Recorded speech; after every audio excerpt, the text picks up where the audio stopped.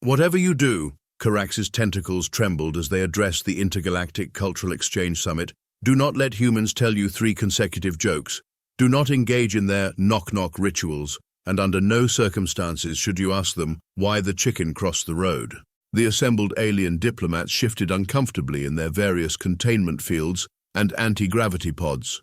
The Arcturian ambassador's crystalline form refracted anxiety patterns. The Betelgeusian delegation's hive mind buzzed with concern. Surely, the High Commissioner's energy form flickered. You're overreacting.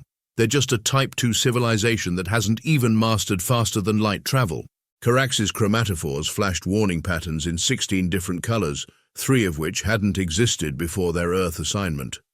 That's exactly what I thought, they chittered, adjusting their universal translator's pun filter to maximum. Before I witnessed the incident, the chamber's holorecorders activated, displaying Carax's official credentials: Senior Cultural Analyst, Department of Primitive Species Assessment, First Contact Division, Comedy Subdivision.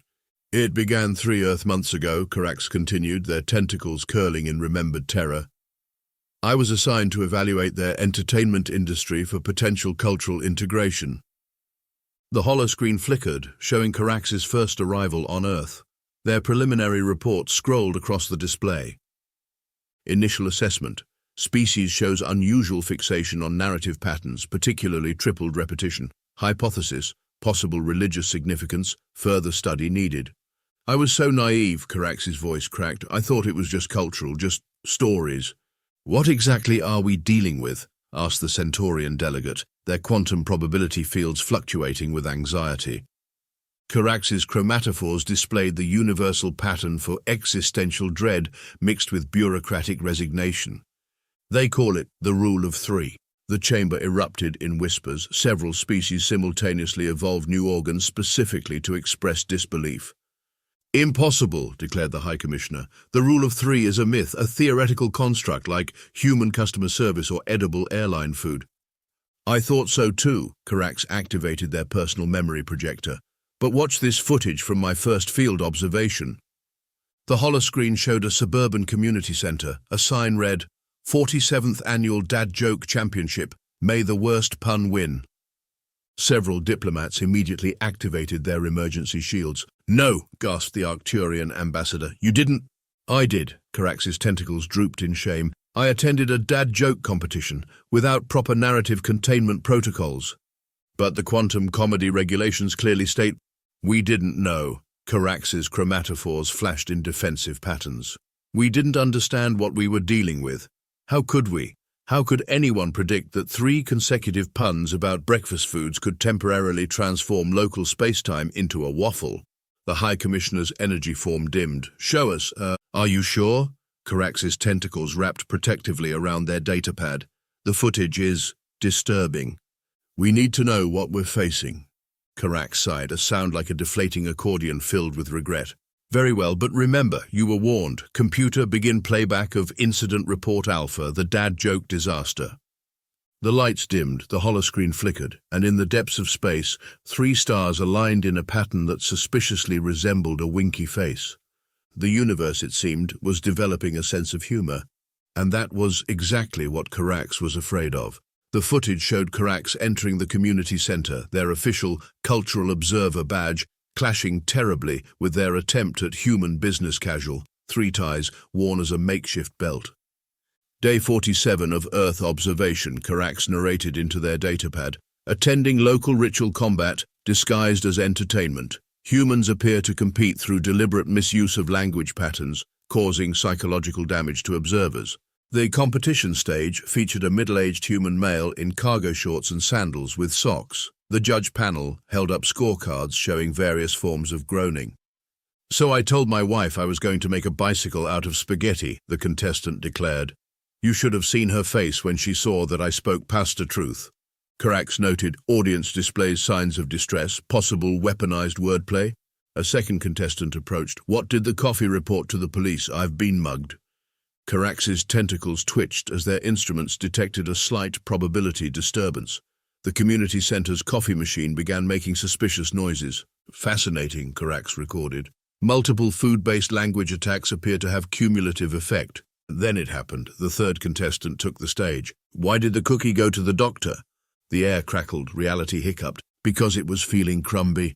The laws of physics took a coffee break. 3 consecutive food puns had torn a hole in the local comedy space continuum. The community center's snack bar transformed into an interdimensional cafe where every item was simultaneously a food and a pun. The coffee machine achieved sentience and began telling its own jokes. A bagel evolved consciousness just to groan at them. Emergency report. Carax's chromatophores flashed panic patterns. Reality distortion detected. Quantum humor cascade imminent. The judges' table had merged with a breakfast buffet. Scorecards transformed into toast, each piece still somehow displaying numbers, all negative. How? Carax frantically typed. How are they doing this? A fourth contestant approached the stage. No, Carax's tentacles waved in warning. The rule of 3 has been invoked. Any more puns could... Why did the math book look sad? The audience held their breath. The sentient coffee machine began writing a will. Because it had too many problems. Nothing happened. Carax's tentacles relaxed slightly. Fascinating. The effect appears limited to groups of 3. But why? What's so special about... Then someone in the audience shouted, "Hey, that adds up." The universe groaned, literally. The math joke, combined with the mathematical response hitting exactly 3 seconds after the setup, created a quantum comedy triangle. Reality gave up and went home early. When the probability dust settled, the community center had become a non-Euclidean space, where every joke was simultaneously funny and terrible, and all food items were recursive puns about themselves. Carax's final report that day read, "Urgent. Humans appear to have weaponized narrative structure. 3-part jokes create localized reality distortions, effects magnified by thematic consistency and audience participation. Recommend immediate implementation of comedy containment protocols." Additional note, Community Center Coffee Machine has applied to Comedy School. Request guidance on proper bureaucratic forms for sentient appliance education grants. PS Building Snack Bar now operates in 17 dimensions, 4 of which taste like puns. PPS, oh no, I made 3 postscripts. Reality hiccup imminent. Send he. The report ended there, though the margins were covered in coffee stains that somehow spelled out knock-knock jokes. In the present, the assembled diplomats stared in horror at the footage. That was just the beginning. Carax's chromatophores displayed patterns previously only seen in deep-sea creatures having existential crises. We had no idea what we were dealing with. No idea at all. The High Commissioner's energy form flickered nervously. Show us more. Are you sure? The next incident involved a reality TV show and 3 contestants who all said they weren't here to make friends. The universe held its breath, waiting for the punchline. It was going to be a long briefing. The holoscreen flickered to display Incident Report Beta, Reality TV Gone Wrong. Here, Carax's tentacles gestured at the footage, is where we discovered the true scope of the problem. The screen showed a standard Earth reality show set. 15 contestants competed for love, money, or possibly both. Carax's notes indicated uncertainty about the actual goal beyond manufactured drama. Watch what happens when the third contestant says it. On screen, a human in improbable evening wear declared, "I'm not here to make friends." Nothing happened. Second contestant, during confessional, "I'm not here to make friends." Reality rippled slightly. Third contestant at dinner, "I'm not here to make friends." The universe sighed dramatically. Suddenly, the show had actual contestants, beings from every reality where someone wasn't there to make friends. Fictional characters, alternate dimension versions, and at least one sentient manifestation of the concept of unfriendliness itself. The network's ratings went through 17 ceilings, 3 dimensions, and a parallel universe where television was invented by squirrels, Carax noted. But that was just the beginning. The footage shifted to a military briefing room. That's when we discovered the knock-knock warfare program. The screen showed a classified human military document. Project Punchline, top secret, status active, goal weaponized comedy deployment, note, for authorized dad jokes only. They trained special forces in synchronized knock-knock jokes, Carax explained. 3 soldiers, 3 jokes, 3 seconds apart, created localized probability storms that turned enemy weapons into rubber chickens. The High Commissioner's energy form flickered in disbelief. Surely they didn't. Operation Whoopee Cushion, April 1st, 2023. 3 platoons deployed knock-knock joke sequences, turned an entire battlefield into a sitcom laugh track. Both sides had to cease fighting because reality became too funny to maintain military discipline. The footage changed again, showing a playground. But the most terrifying discovery was their training program. Children played hopscotch, jumped rope, and chanted playground rhymes. Ring around the rosy, duck, duck, goose, three blind mice. Carax's tentacles curled in horror. They were training their young to manipulate probability through rhythmic repetition. The assembled diplomats watched as 3 children playing patty cake accidentally summoned a minor chaos deity who joined their game and taught them quantum jump rope. And then, Carax continued, came the diplomatic incident. The screen showed the first Galactic Council meeting with Earth's representatives. 3 impossible things happened in succession. First, every universal translator simultaneously developed a British accent. Footage played of confused aliens trying to understand why their translation devices suddenly sounded like they belonged in a BBC drama. Second, the coffee machine in the council break room gained sentience and filed a union complaint.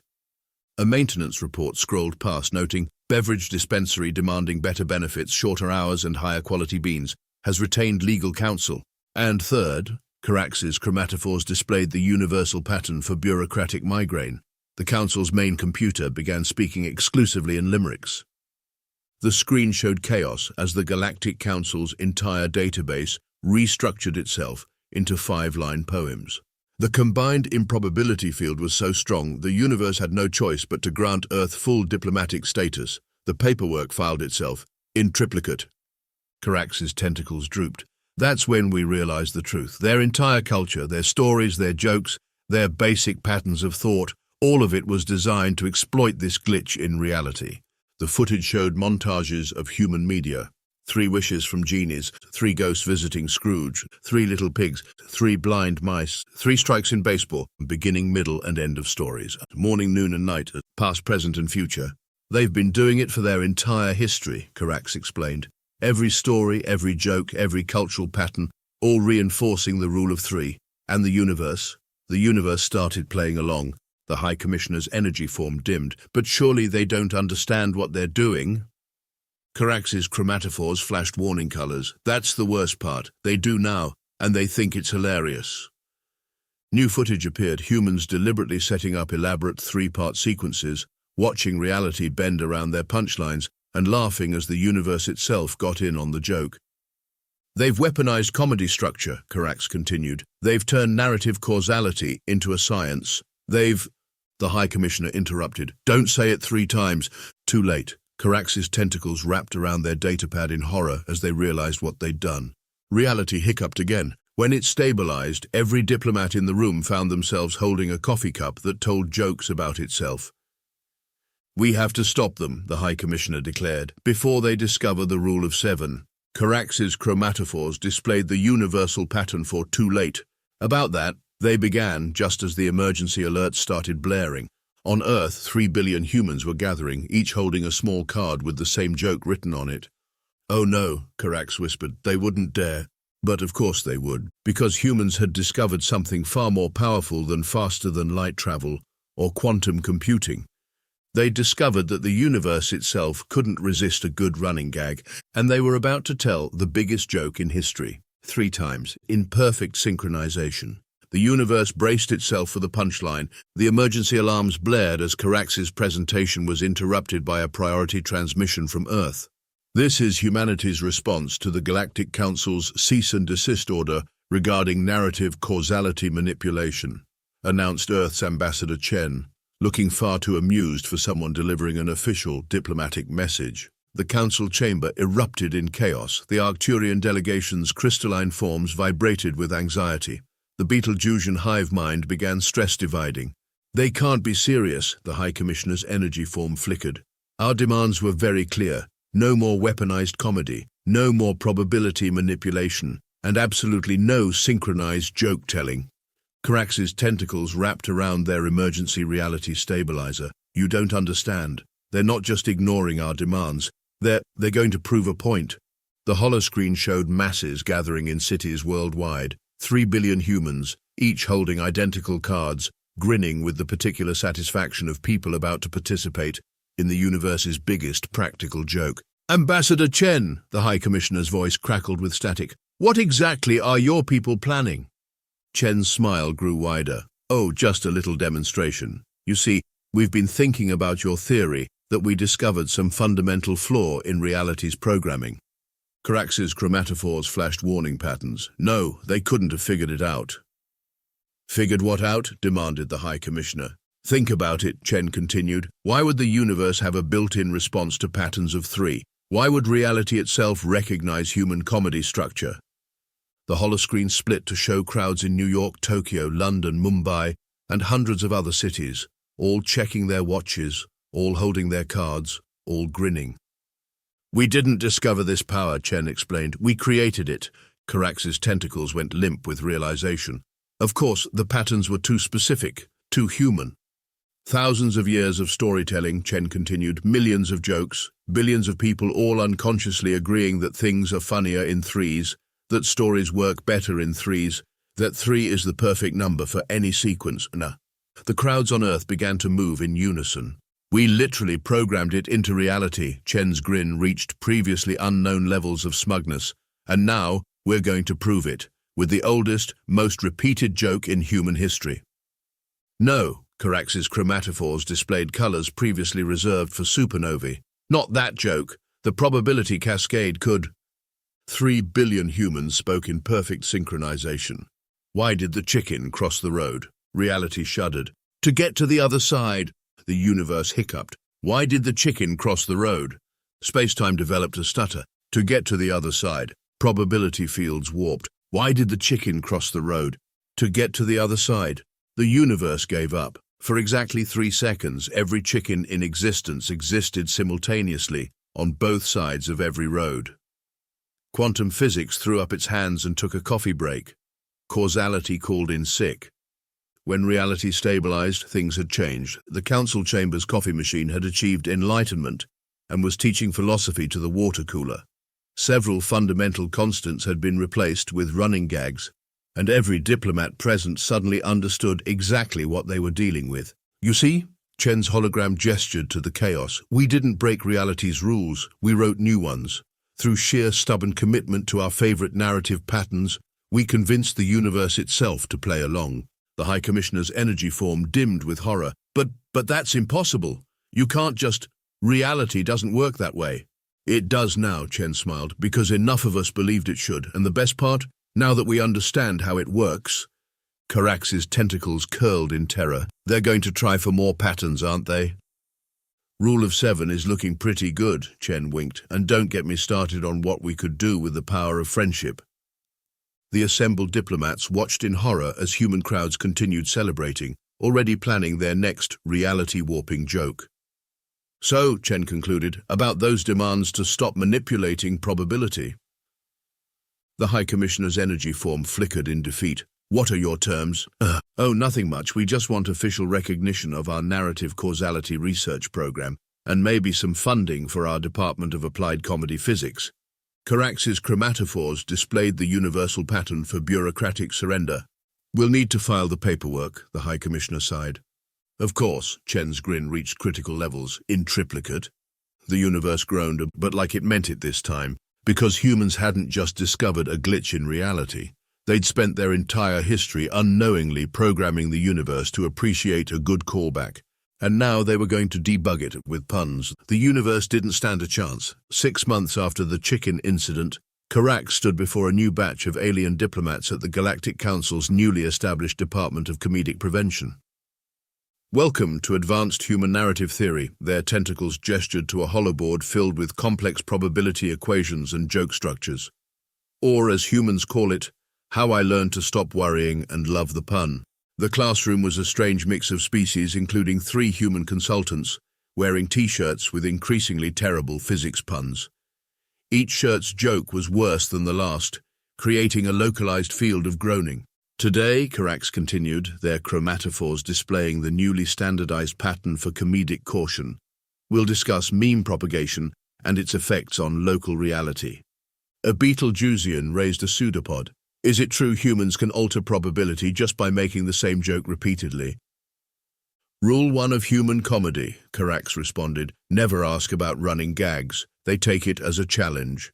The human consultants grinned simultaneously. Reality hiccuped preemptively.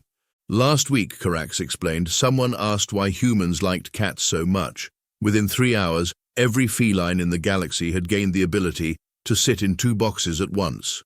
The quantum physics department is still trying to unravel that one. The diplomats took careful notes, their various appendages trembling. The key to understanding humans, Carax continued, is accepting that they don't see reality as fixed. To them, everything is potential material for a callback, and now that they know it works. One of the human consultants raised their hand. Hey, why did the quantum physicist cross the road?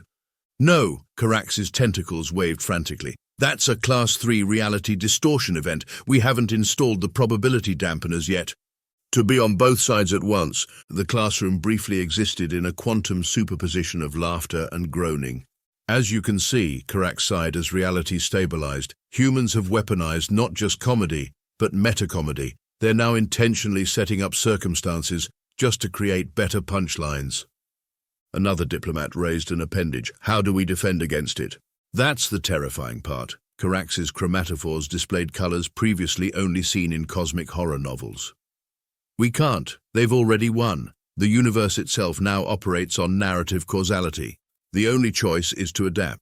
The holoboard displayed the latest statistics, a 47% increase in reality warping events, 23 new fundamental forces discovered, all punchlines, 12-dimensional barriers broken by knock-knock sequences, 1 universe-spanning collective consciousness achieved, but only on Tuesdays. The good news, Carax continued, is that humans are willing to teach us. The bad news is their teaching method involves something called dad jokes. The human consultants high-fived, causing a localized outbreak of situation comedy physics. Remember, Carax concluded, their tentacles arranging into the universal sign for existential resignation. Humans are now officially classified as a Class A reality-bending species, not because they're powerful or technologically advanced, but because they can make anything true just by turning it into a running gag. The diplomats shifted uncomfortably in their seats, and the worst part, Carax's chromatophores displayed a new color that tasted like irony. They think it's hilarious. They're not trying to conquer the galaxy. They're trying to make it funnier. One of the human consultants stood up. Hey, why did the chicken cross the multiverse? The universe held its breath to prove a point about narrative causality, and reality groaned, but like it was in on the joke this time, because in the end, humanity's greatest weapon wasn't technology or strength or even their mastery of probability manipulation through comedy. It was their absolute, unshakable conviction that the universe itself should have a sense of humor, and somehow, through sheer stubborn persistence, they'd made it true. Carax looked at their class and chittered softly, and that's why their rule of 3 is so terrifying, not because it breaks reality. Their chromatophores displayed a pattern that somehow conveyed both fear and admiration, but because it makes reality play along. In the distance, a chicken crossed a road, for the 3rd time, just because it could. Here's a new extended ending that picks up right after Carax's class. As if summoned by the cosmic punchline, emergency alarms blared throughout the Galactic Council headquarters. Carax's tentacles immediately wrapped around their emergency comedy containment toolkit. Speaking of chickens crossing roads, Carax's chromatophores flashed the newly established pattern for narrative convergence imminent. The holoscreen activated, showing multiple security feeds, chickens, thousands of them, appearing simultaneously on every road, street, and interstellar trading route in the known galaxy. Oh no, Carax's tentacles trembled. They've achieved comedy critical mass. One of the human consultants checked their phone, grinning. Hey, did you know today is the anniversary of the first documented "Why did the chicken cross the road" joke? The universe groaned preemptively. And, continued another consultant, it's also the day we discovered the rule of 3. Reality began to hiccup. And, the third consultant's grin reached relativistic speeds. It's International Tell a Bad Joke Day. The laws of physics took one look at this triple convergence and decided to call in sick. Emergency Protocol Alpha, Carax shouted as reality began to warp. Everyone, deploy your anti-pun shields. But it was too late. The narrative convergence had begun. Across the galaxy, every chicken simultaneously decided to cross every road, creating a cascade of probability distortions. Each crossing generated its own punchline, which then crossed another road, generating more punchlines in an endless recursive loop of poultry-based comedy. "Status report," Carax demanded, their tentacles frantically working multiple emergency consoles. The computer responded in limericks. "The chickens are crossing en masse. Through space-time they're making a pass. Each road that they cross causes entropy loss and reality's breaking, alas. We need to contain this." Carax turned to their class. "Quick, what's the counter-protocol for recursive comedy cascades?" A Venusian diplomat raised their quantum probability field. "According to the manual, fight fire with fire." The human consultants exchanged looks of pure joy. "You mean," began the first. "We get to," continued the second. "Deploy the ultimate weapon, finish the third." Carax's chromatophores displayed the universal pattern for, "Oh no, not again." "Authorization granted," they chittered reluctantly. "Deploy the anti-joke task force." The humans pulled out their emergency comedy kits, each containing carefully calibrated anti-jokes designed to cancel out probability distortions. "What's brown and sticky?" Reality hiccuped. "A stick." The quantum field stabilized slightly. "What's red and smells like blue paint?" Spacetime shuddered. "Red paint." The probability cascade slowed. "What did the farmer say when he lost his tractor?" The universe held its breath. "Where's my tractor?" Reality began to normalize, the anti-joke's sheer literal-mindedness counteracting the chicken-based chaos.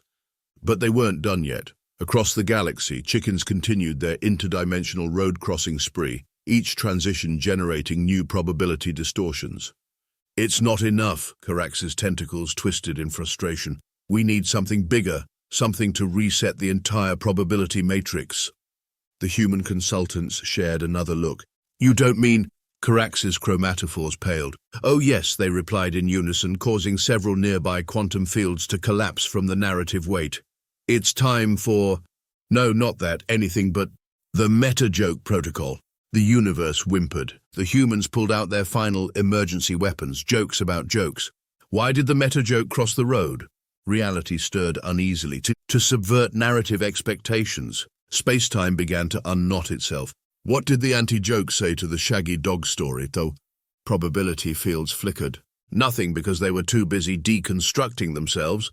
The chicken cascade began to reverse. Why did the recursive joke recurse? The universe leaned in despite itself. And why did the recursive joke recurse? Reality caught on to what was happening. Why did the recursive joke recurse? The infinite loop collapsed in on itself, taking all the interdimensional chickens with it. When the probability dust settled, everything had returned to normal. Well, as normal as things could be in a universe that had learned to appreciate a good callback. Carax's tentacles relaxed slightly. "Damage report." The computer, still stuck in limerick mode, responded. "The chickens have all disappeared. The roads are now finally cleared, though space-time still bent, and causality's spent. At least nothing worse has appeared." "Well done, everyone," Carax addressed their class. "You've just witnessed and participated in a Class A comedy containment scenario.